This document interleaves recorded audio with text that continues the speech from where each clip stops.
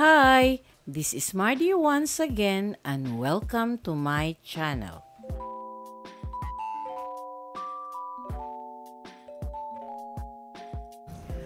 Hello mga viewers o subscribers! Kumusta kamong tanan? Welcome og balik sa akong channel. This is Mardy and in celebration for the Women's Month March, for today's vlog, I am featuring a famous and influential Filipina.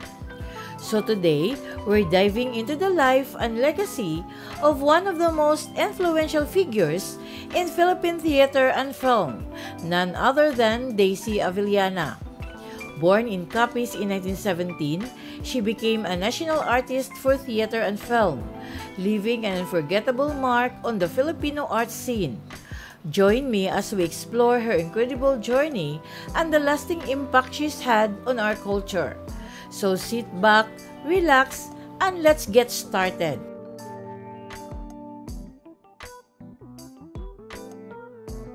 If you are new to my YouTube channel, please don't forget to like, comment, and subscribe. At para updated kayo sa mga susunod kong videos, please click the bell notification below. At sana po, don't skip the ads and please watch until the end of my video. Daisy Avellana was born to Jose Hontiveros and Vicenta Ruiz Pardo. Growing up as the eldest of their children, her early academic journey laid the foundation for an exceptional career. Avellana became one of the first graduates of the University of Santo Tomas Graduate School, where she earned a Master of Arts in English. This period in her life ignited a deep passion for the arts that would shape her future in profound ways. A transformative figure in Philippine theater and film, Daisy Avellana's artistic legacy is largely defined by her partnership with her husband, Lamberto Avellana. In 1939, the couple co-founded the Barangay Theater Guild, a revolutionary theater group that played a pivotal role in the development of Filipino drama. Ang BTG labaw pa sa usa ka plataporma para sa pasundayag. Kini usa ka simbolo sa pananaw sa magtiayon nga maghimo sa teatro nga mas accessible, makahuluganon ug angay sa mga Pilipinong mananaw.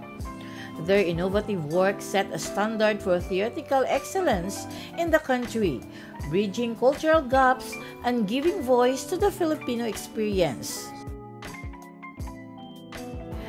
Isip usa ka aktres, si Avellana naghatag og walay kaparehong kahulugan sa iyang mga pasundayag, bisan pa sa mga klasikong Pilipino o mga banyagang dula.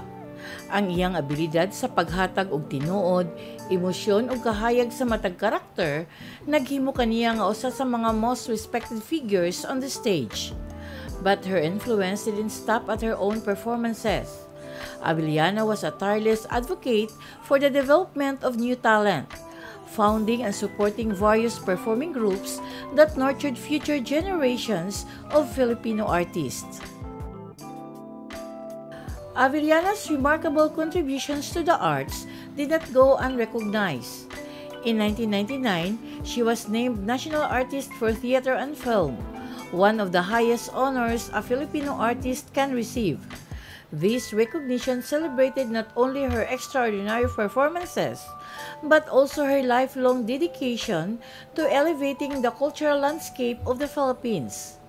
Daisy Avellana's legacy continues to inspire the world of theater and film, with her artistry leaving an indelible mark on Filipino cultural history.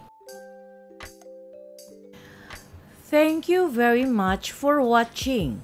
And according to Eleanor Roosevelt, remember, no one can make you feel inferior without your consent.